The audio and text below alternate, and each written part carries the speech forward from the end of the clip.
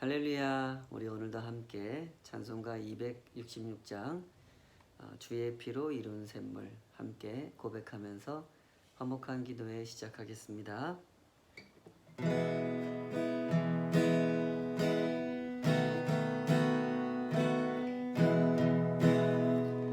주의 피로 이룬 샘물 참 깊고 넓도다. 구원하는 그 신능력 다 찬송할지라. 찬송하세 주의 보혈 그 샘에 지금 나가. 죄에 깊이 빠진 이 몸 그 피로 씻어 맑히네. 죄악 세상 이김으로 거룩한 길 가는 나의 마음 성전 삼고 주께서 계시네. 찬송하세 주의 보혈 그 샘에 지금 나가. 죄에 깊이 빠진 이 몸 그 피로 씻어 맑히네. 주 예수를 깊이 아는 놀라운 은혜. 하늘나라 즐거우니 매일 새롭도다. 찬송하세 주의 보혈 그 샘에 지금 나가. 죄에 깊이 빠진 이 몸 그 피로 씻어 맑히네.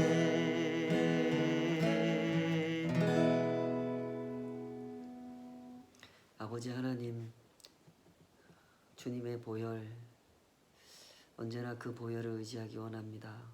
저희들의 있는 모습 그대로 하나님 앞에 나아갈 수 없음을 압니다. 오직 그 보혈이 정결케 하여 주시고 그 보혈이 새로운 신분을 얻게 하셔서 하나님의 자녀된 자, 주님을 모시는 성전으로 살아가는 그 놀라운 특권을, 그 신분을 가지고 주님 앞에 서게 될 수 있는 줄로 믿습니다. 오늘도 우리의 마음속에 그러한 분별이 살아있게 하여 주시고 주님 앞에 나아가는 그 마음이 언제나 겸손하고 또 간절히 그 은혜의 역사를 간구하는 마음으로 나아가는 그 한 걸음 한 걸음 되기를 소원합니다. 주의 성령께서 오늘도 우리 각 사람의 심령 위에 말씀하여 주시고 깨닫게 하여 주시고 우리가 갈 바, 또 우리가 가지 말아야 할 바를 알게 하여 주시옵소서. 예수님의 이름으로 기도하옵나이다. 아멘. 오늘은 이사야 41장 말씀, 너희를 택한 자는 가증하니라, 이런 제목으로 하나님 말씀 함께 헤아려 보도록 하겠습니다. 대체로 학자들은 이사야 40장과 41장이 서로 긴밀하게 연결되어 있는 그런 본문이라고 생각을 합니다. 실제로 내용을 살펴보면 그런 특성들이 분명하게 나타나고 있죠. 40장과 41장은 하나님의 특별하신 지위를 강조하면서 이스라엘을 향하여 위로하시는 말씀을 선포하는 그런 내용으로 구성되어 있습니다. 온 세상의 주인이시고 역사의 주인이신 하나님께서 자기 백성 이스라엘을 향해서 위로를 선포하시는 내용, 그것이 40장의 메시지고, 열방의 민족들을 향해서 또 그들이 섬기는 우상들을 향해서 송사를 진행하시는 것, 그것이 41장의 내용이죠. 물론 여기서 언급하는 이 송사, 재판이라고 하는 것은 가상의 재판, 의미하는 겁니다. 이 말씀을 듣는 사람들, 이스라엘 백성들을 향해서 하나님께서 임의로 꾸며놓으신 재판정의 상황을 그려놓고 하나님께서 강조하고자 하는 그 메시지를 들려주시기 위해서 이런 장치를 사용하신 거죠. 재판이라고 하는 상황은 사실 일상적이지도 않고 평범하지도 않습니다. 특별히 판결을 해야 하는 상황, 그것이 재판이라는 상황이죠. 옳고 그름을 따져야 하고 참과 거짓을 판별해야 하는 상황입니다. 하나님께서 굳이 이런 상황을 설정해 놓고 말씀하시는 이유가 무엇이겠습니까? 재판을 할 거면 실제로 재판을 여시면 되지, 굳이 진짜 재판도 아닌 가상의 재판을 만들어 놓고 이렇게 말씀하시는 이유가 무엇이겠습니까? 그 이유는 지금 이스라엘 백성들이 잘못된 판단을 하고 있기 때문이죠. 언제나 그렇듯이 잘못된 판단이라고 하는 것은 그저 잘못된 판단으로 머물러 있지 않습니다. 잘못된 선택을 하게 만들고 잘못된 행동을 하게 만듭니다. 희망을 품어야 할 때 절망을 품게 만들고 감사해야 할 때 불평하게 만듭니다. 지금 이스라엘 백성들 안에 바로 그런 문제가 있죠. 본토에 남아있는 이스라엘 사람이든지 포로로 끌려가 있는 이스라엘 사람들이든지 그들의 마음은 온통 패배의식으로 가득 차 있는 상태입니다. 국가의 멸망과 그 후로 이어진 포로 생활을 겪으면서 이스라엘 백성들은 그 옛날 그 애굽에 살던 조상들처럼 깊은 패배의식을 갖게 되었던 겁니다. 애굽에 살던 이스라엘 백성들이 옛날에 그런 상태였죠. 그들은 애굽이라는 대제국이 행사하는 권력과 그 나라가 숭배하는 신들 앞에서 주눅들어 있었습니다. 절망하고 있었죠. 과중한 노역을 시키고 남자아이가 태어나면 강에 던져 죽여버리는 그 잔인하고도 잔인한 그런 만행을 저지르는 사람들 앞에서 감히 저항해볼 생각조차 하지 못했던 사람들이 이스라엘 백성들이었습니다. 그런데 그때 하나님께서 모세라는 인물을 파송하시죠. 애굽에 보내십니다. 모세를 통해서 이스라엘 백성들을 설득하고 그들을 이끌어내어 하나님의 나라를 건설하려고 하셨습니다. 그런데 그때 이스라엘 백성들의 상태가 어땠습니까? 그들은 깊은 패배의식에 사로잡혀 있었죠. 그들은 모세를 향해서 말했습니다. 어떻게 당신 같은 사람이 모세를 이길 수 있습니까? 아니, 바로를 이길 수 있습니까?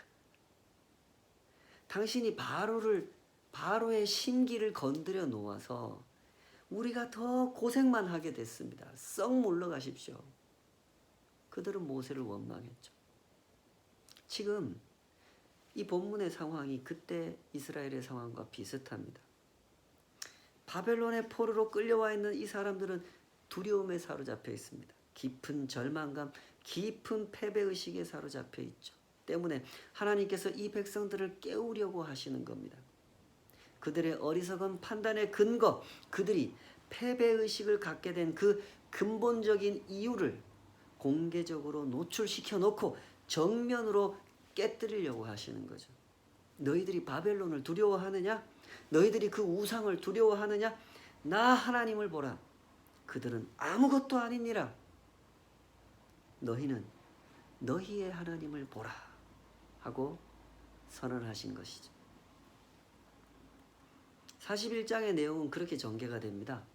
가만히 그 내용을 살펴보면 일정한 패턴이 반복되고 있다는 것을 알 수가 있는데요. 앞부분에서는 송사를 진행하시고 그 송사에 이어 바로 뒤에 주시는 이스라엘을 향한 메시지를 위치해 놓고 있죠. 이게 2번 반복이 됩니다. 이 패턴이.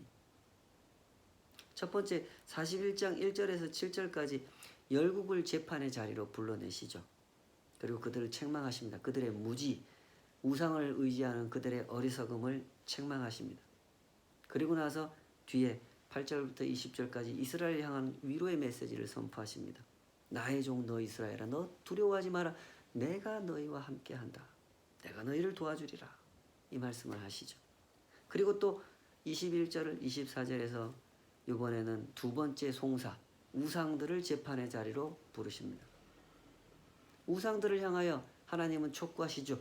너희가 진짜 신이라는 증거를 제시해라. 그러면 믿어주겠다. 근데 우상들이 아무 말도 못하죠. 그 모습을 보시고 하나님께서 선언을 하십니다. 너희는 아무것도 아니다. 너희는 신도 아니고 이것도 아니고 저것도 아니고 아무것도 아니다. 그리고 이어서 메시지를 주시죠. 역사의 주인이신 하나님께서 새로운 패권자 고레스라고 하는 동방에서 일어나는 왕을 일으켜 세우실 것이고 그 과정에서 이스라엘은 해방을 맛보게 될 거다. 그러면서 한 번 더 확언하십니다. 우상은 아무것도 아니다. 자, 이렇게 구성된 41장 먼저 열국을 재판의 자리로 불러내시는 그 하나님의 모습을 조금 더 자세히 살펴보도록 하겠습니다. 41장 1절 섬들아 내 앞에 잠잠하라 민족들아 힘을 새롭게 하라 가까이 나오라 그리고 말하라 우리가 서로 재판 자리에 가까이 나아가자 이러면서 시작하신단 말이죠. 하나님의 이 명령은 대단히 무겁고 엄하십니다. 여러분 이런 말씀을 하나님께로부터 직접 듣는다고 한번 상상해 보십시오. 얼마나 무섭겠습니까? 섬들아 민족들아 하고 부르시는데 뭐 어떤 나라를 지칭하는지 정확하게 규정하고 있지는 않지만 그 당시에 힘께나 쓰는 그런 나라들을 지칭한다고 우리가 충분히 이해할 수 있는 그런 표현이죠. 그들을 향해서 하나님께서 말씀하십니다. 내 앞에 잠잠하라. 그리고 가까이 나아오라 이러십니다. 얼마나 두려운 장면입니까? 하나님의 재판대 앞에 서게 된다고 하는 것은 세상에서 가장 두려운 일일 수밖에 없죠. 하나님께서는 그들과 함께 논의를 하시거나 협의를 하실 마음이 없으십니다. 그들의 생각을 들어보시거나 그들의 주장에 귀를 기울여 보실 마음이 전혀 없으시죠. 하나님은 이미 판단이 끝나신 상태이기 때문에 그렇습니다. 모든 판단을 끝내놓은 상태에서 하나님 말씀하시는 겁니다. 그리고 말하라 우리가 서로 재판 자리에 가까이 나아가자. 이렇게 말씀하신 후에 하나님은 고레스 이야기를 꺼내십니다. 2절부터 4절 누가 동방에서 사람을 일깨워서 공의로 그를 불러 자기 발 앞에 이르게 하였느냐. 열국을 그의 앞에 넘겨주며 그가 왕들을 다스리게 하되 그들이 그의 칼에 티끌 같게 그의 활에 불리는 촉에 같게 하매 그가 그들을 쫓아가서 거의 발로 가보지 못한 길을 안전히 지났나니 이 일을 누가 행하였느냐 누가 이루었느냐 누가 처음부터 만대를 불러내었느냐 나 여호와라 처음에도 나요 나중에 있을 자에게도 내가 곧 그니라. 고레스 이야기를 꺼내셨지만 사실은 하나님 이야기를 하려고 고레스 이야기를 하셨다는 걸 알 수가 있죠. 당시 사람들에게 고레스는 너무너무 특별한 존재였습니다. 여기서 고레스 이름을 직접 언급하지는 않지만 하나님께서 동방에서 일으킨 왕은 고레스를 의미하는 거죠. 나중에 44장 45장에 가면 직접 그 이름을 언급하시지만 여기서는 간접적으로 이렇게 표현하셨습니다. 세계사에서 고레스는 크세르크세스 2세로 불려지는 사람입니다. 이 사람은 기원전 558년에 페르시아의 왕으로 등장을 하게 됩니다.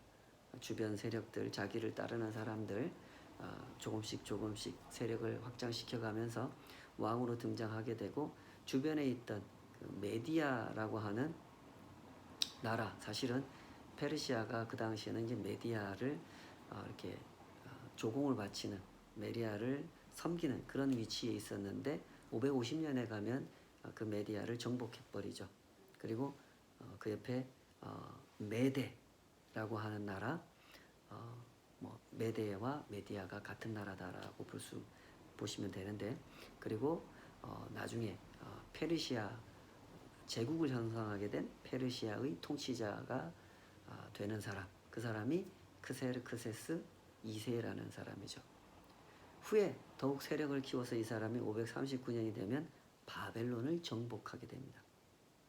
전설에 의하면 이 고레스가 바벨론을 정복하러 들어갈 때 그 바벨론 왕의 폭정에 너무나 시달리고 있었던 바벨론 사람들이 성문을 그냥 열어줘 버렸다 그러죠. 고레스를 침략자로 여기는 것이 아니라 우리를 해방시켜주는 사람으로 여겼기 때문에 성문을 그냥 열어줘 버렸다 합니다. 그래서 무혈 입성하여 바벨론을 장악하게 되었다라고 하는 그런 전설이 있는데요. 그만큼 그 시대 사람들에게 고레스는 대단히 특별한 군주로 통치자로 인식이 되고 있었던 겁니다. 실로 이 고레스라고 하는 인물의 그 정복의 과정은 대단했습니다. 거침없이 전개되는 그의 정복 과정을 가로막을 수 있는 세력은 아무도 없었습니다. 그런데 여기서 중요하게 말씀하시는 게 뭡니까? 그 고레스를 세우신 분이 하나님이시라는 겁니다. 4절 이 일을 누가 행하였느냐, 누가 이루었느냐, 누가 처음부터 만대를 불러내었느냐. 나 여호와라. 처음에도 나요 나중에 있을 자에게도 내가 그니라. 하나님께서 왜 이런 말씀을 하십니까? 사람들의 어리석음은 언제나 눈에 보이는 것에만 집착하기 때문에 그렇죠. 이스라엘 백성들이 애굽에 살 때는 애굽 사람들 앞에서 주눅들어 있었고, 바벨론의 포로로 끌려갔을 때는 바벨론 앞에 주눅들어 있었고, 이제 고레스가 등장해서 바벨론을 멸망시키고 세상의 질서를 새롭게 개편할 때는 페르시아를 그 고레스 앞에 주눅들어 있다는 말입니다. 그때나 지금이나 세상은 언제나 그렇지 않습니까? 사람들은 그렇습니다. 사람들은 지금 잘 나가는 것, 지금 잘 나가는 세력에 집착하는 경향을 보입니다. 사람들은 길게 보지 못하고 멀리 보지 못합니다. 사람들은 정의롭게 보는 법, 진실하게 보는 법을 모릅니다. 당장 눈앞에 나타난 대단해 보이는 것들 앞에 주눅이 들어있죠. 때문에 하나님께서는 굳이 이런 말씀을 하셔야 했던 겁니다. 이 일을 누가 행하였느냐? 누가 이루었느냐? 누가 처음부터 만대를 불러내었느냐? 나 여호와라. 처음에도 나요 나중에 있을 자에게도 내가 곧 크니라. 여기 만대라는 표현이 나오는데요. 히브리 말로 도르라고 합니다. 우리말로 번역을 할 때 옛날 말로 번역이 돼 있어서 영원한 시간을 의미해요. 회전하는 시간 이런 뜻이 되는데, 영원부터 영원까지 존재하는 이 시간의 흐름, 역사의 반복, 이걸 누가 만들어냈느냐고 묻는 거죠. 간단히 말해서 진정한 역사의 주인이 누구인지 보라는 겁니다. 눈에 보이는 것에만 집착하지 말고 눈에 보이지 않는 그러나 더 분명한 실체로서 이 세상 역사 속에 존재하시는 역사의 주인이신 하나님을 보라는 것이죠. 왜 그래야만 합니까? 그래야만 하나님 나라의 백성으로서 하나님 나라를 재건하는 일에 참여할 수가 있기 때문이죠. 출애굽 시대의 이스라엘이나 출바벨론 시대의 이스라엘에게는 이런 공통점이 있었습니다. 그들에게는 일명 메뚜기 콤플렉스가 있었던 겁니다. 가나안 땅을 정탐하고 돌아온 12지파의 대표들 중에 여호수아와 갈렙을 제외한 10명의 대표가 뭐라고 했습니까? 민수기 13장 32절에서 33절 이스라엘 자손 앞에서 그 정탐한 땅을 악평하여 이르되 우리가 두루 다니며 정탐한 땅은 그 거주민을 삼키는 땅이요 거기서 본 모든 백성은 신장이 장대한 자들이며 거기서 네피림 후손인 아낙 자손의 거인들을 보았나니 우리는 스스로 보기에도 메뚜기 같으니 그들이 보기에도 그와 같았을 것이니라. 우리는 스스로 보기에도 메뚜기 같더라. 여기 이사야 41장 14절에도 비슷한 표현이 등장하죠. 하나님께서 이스라엘 백성들을 향하여 버러지 같은 너 야곱아 하고 부르세요. 하나님께서 그들을 버러지같이 보신다는 뜻이 아니죠. 이 말은 이스라엘 백성들 스스로 자기들을 볼 때 그렇단 말이죠. 이 온 세상에 바벨론 저렇게 떵떵거리는 나라고 그 바벨론과 동맹을 맺고 있는 주변 나라들도 그렇게 잘 먹고 잘 사는데 우리 이스라엘만큼은 세상에 버러지 같단 말이죠. 완전히 짓밟히고 멸망당한 포로로 살아가고 있는 자신들. 자신들이 자신들을 볼 때 버러지 같다는 것이었습니다. 그렇게 느껴진다는 거였죠. 메뚜기 콤플렉스나 이 버러지 콤플렉스나 그것입니다. 이스라엘 백성들의 마음에는 이렇게 잘못된 자아상이 자리 잡고 있었던 겁니다. 하나님께서는 바로 이 문제를 해결하려고 하시는 겁니다. 어떤 현상, 어떤 상황을 바꾸기 전에 이스라엘 나라를 다시 재건해 주시기 전에 먼저 그들의 마음을, 그들의 자아상을 바꾸어야 한다는 것을 하나님은 잘 알고 계신단 말입니다. 때문에 후반부에 와서 다루시는 문제는 이 우상 문제입니다. 우상 문제 역시 이스라엘 백성들의 자아상에 아주 지대한 영향을 미치고 있었기 때문이죠. 보십시오. 하나님은 우상들을 소환하여 재판정으로 불러내십니다. 21절에서 23절 나 여호와가 말하노라 너희 우상들은 소송하라. 야곱의 왕이 말하노니 너희는 확실한 증거를 보이라. 장차 당할 일을 우리에게 진술하라. 또 이전 일이 어떠한 것도 알게 하라. 우리가 마음에 두고 그 결말을 알아보리라. 혹 앞으로 올 일을 듣게 하며 뒤에 올 일을 알게 하라. 그리하면 너희가 신들인 줄 우리가 알리라. 또 복을 내리든지 재난을 내리든지 하라. 우리가 함께 보고 놀라리라. 하나님께서 지금 무엇을 확인시켜주고자 하시는지 아시겠죠? 우상은 신이 아님을 확인시켜주고자 하시는 겁니다. 때문에 우상들을 불러놓고 증거를 요구하시는 겁니다. 미래에 대해서 말해봐라. 지나간 과거에 대해서 말해봐라. 미래와 과거에 대해서 말한다고 하는 것은 실로 미래를 전망하고 과거를 해석하는 안목이 없이는 할 수가 없는 일이죠. 진짜 신은 할 수 있지만 가짜 신은 할 수 없는 겁니다. 지금 이 우상들은 어떻습니까? 할 수 없죠. 우상이란 실제로 존재하는 신이 아니라 사람이 나무로 깎아서 만들어 놓은 신이기 때문에 그렇습니다. 때문에 하나님께서는 이렇게 결론을 내리십니다. 24절 보라 너희는 아무것도 아니며 너희 일은 허망하며 너희를 택한 자는 가증하니라. 보라 29절 보라 그들은 다 헛되며 그들의 행사는 허무하며 그들이 부어 만든 우상들은 바람이요 공허한 것뿐이니라. 출애굽 시대든지 출바벨론 시대든지 이스라엘은 이런 모습이었고 하나님께서는 이런 일을 하셨습니다. 이스라엘은 눈앞의 현실에 주눅들어 있었습니다. 애굽이라는 거대 세력 앞에서 바벨론이라는 거대 제국 앞에서 주눅들어 있었고 그들이 숭배하는 신은 정말로 대단한 신이라고 생각했죠. 그런 신들 앞에 여호와 하나님은 피곤한 신, 무능한 신으로밖에 보이지 않았던 것입니다. 때문에 하나님은 그들의 의식, 그들의 생각을 치료하셔야 했죠. 그들의 자아상을 고쳐놓으셔야 했던 겁니다. 그들이 얼마나 이 세상의 현실과 역사를 잘못 읽어내고 있는지를 가르쳐 주셔야 했고 그들의 마음속에 형성된 우상에 대한 인식이 얼마나 왜곡되어 있는지를 보여주셔야 했던 것입니다. 때문에 송사를 열어서 열국을 소환하셨던 곳이고 우상들을 소환하셨던 겁니다.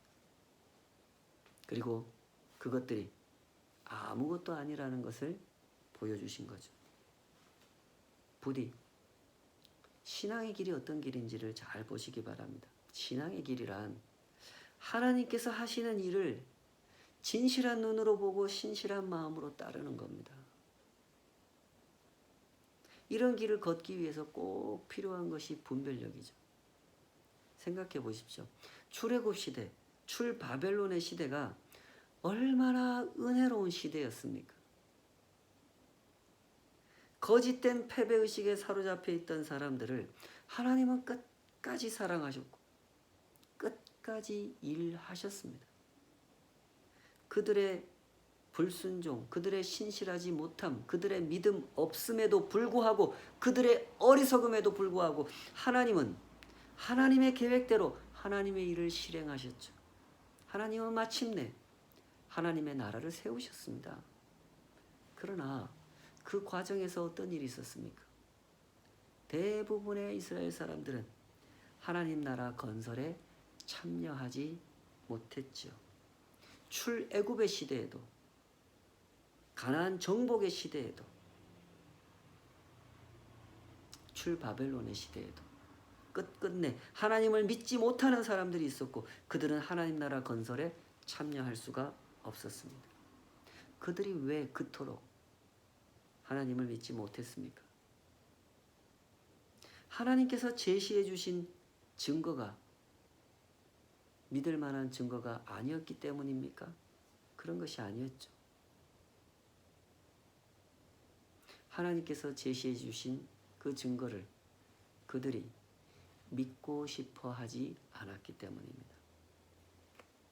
그들의 눈에 보기에는 여호와 하나님보다 우상이 더 좋아 보였던 것이고 하나님의 약속보다 우상의 약속을 따를 때 더 행복할 것이라고 생각했기 때문이죠.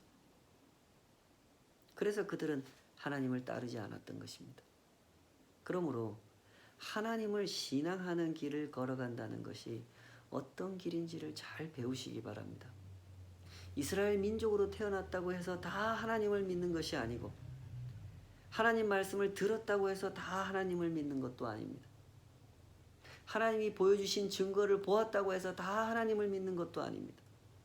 성경이 설명해 주시는 출애굽의 역사, 출바벨론의 역사를 잘 헤아려 보십시오. 믿지 않는 사람은 하나님께서 무엇을 보여주셔도 무엇을 말씀하셔도 믿지 않습니다. 그러나 진정으로 하나님을 사랑하는 사람, 하나님을 사랑한다는 말의 의미를 알고 하나님의 통치가 이 땅에서 회복되기를 사모하는 사람, 그 사람은 어떤 어려움이 있고 어떤 장애물이 있어도 끝내 하나님을 따르는 길을 포기하지 않습니다. 그래서 하나님 나라 건설에 쓰임받게 되었던 것이죠. 오늘 이 말씀을 기억하시기 바랍니다. 소송의 상황까지 그려주면서 말씀하셨지만 끝내 바벨론에서 돌아오지 않는 유대인들이 많았고 끝내 하나님 나라 건설에 참여하지 않는 사람들이 많았습니다. 그러므로 우리는 이 진실을 봐야 합니다. 우상을 향한 사람의 집착은 우리가 생각하는 것보다 훨씬 더 강하다는 것입니다. 하나님을 사랑하고 하나님을 따른다는 것은 그리 간단하게 결정되고 간단하게 완성되는 것이 아니더라는 거죠. 베드로를 생각해 보시고 바울을 생각해 보시고 나머지 사도들을 생각해 보십시오. 예수님을 믿고 따른다는 것은 말씀 한번 배우고 은혜 한번 체험하고 기적 몇 번 보면 되는 일이 아닙니다. 사람의 마음에는 지독하게 역사하는 우상 숭배가 있습니다. 우상 숭배는 사실 자기 숭배란 말이죠. 자기가 욕망하는 것을 갖고 싶은 마음을 쉽게 포기하지 못하는 것이 사람의 마음이라는 것입니다. 그러므로 기도하시기 바랍니다. 우상 숭배에 빠지지 않게 해달라고 기도하셔야 됩니다. 그리고 눈을 크게 뜨고 보셔야 돼요. 우상이란 그 사회, 그 시대를 살아가는 대부분의 사람들이 우리가 이것 때문에 살 수 있다고 생각하는 것입니다. 그게 무엇입니까? 그것이 돈이고 그것이 정치고 그것이 경제고 주식이고 번영을 일으킨다고 믿어지는 모든 것들이죠. 현실을 살아가는 생활인으로서 우리 역시 이런 것들을 멀리하거나 무시할 수는 없습니다. 그러나 분명하게 중심을 잡으셔야 됩니다. 돈도 벌고 일도 하고 이 세상에서 요구하는 것들을 감당해내야 합니다. 그러나 그것들이 결코 하나님의 자리를 대신하도록 내버려 두어서는 안 됩니다. 이 일을 위해 우리는 기도해야 하고 기도한 대로 살아야 하며 살고자 하는 대로 또 기도해야 하는 것입니다. 부디 이런 기도의 순례길을 걸으시기 바랍니다. 기도 없이 어찌 하루를 살 수 있겠습니까? 기도 없이 어찌 이 땅의 순례길을 걸어갈 수 있겠습니까? 날마다 그 거룩한 기도를 사모하면서 주님 앞에 무릎 꿇으시기를 축복합니다. 주께서 그 위에 은혜를 더해 주실 것입니다.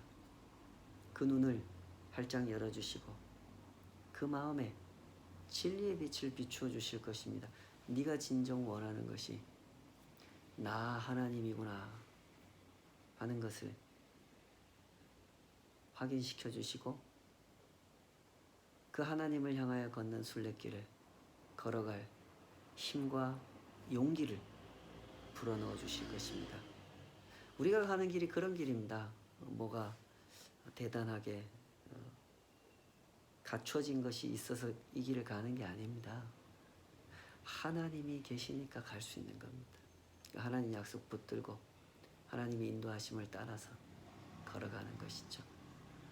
기도의 순례길을 걸으며 그 길에서 날마다 새 힘을 얻으시고 주를 항모하는 자가 받아 누리게 되는 그 새 힘으로 인하여 승리하는 순례길 걸어가시기를 주님의 이름으로 축복합니다. 같이 기도하겠습니다. 아버지 하나님, 우리를 붙드신 우리의 마음에 거룩한 용기를 불러일으켜 주신 그 은혜를 찬양합니다. 우리가 붙들어야 하는 것, 보아야 하는 것, 분별해야 하는 것, 그것이 언제나 이 마음속에서 선명하게 자리 잡게 하여 주시옵소서. 우상과 하나님이 어떻게 다른지 분명하게 분별하게 하여 주시옵소서. 주님의 부르심 앞에 신실한 걸음으로 따르기 위하여 그 하나님 나라 건설에 참여하는 하나님 나라 백성이 되기를 사모하며 날마다 더 분명한 분별력을 가지고 하나님 그 부르심을 따라 걸을 수 있도록 우리를 인도하여 주시옵소서. 예수님의 이름으로 기도하옵나이다. 아멘.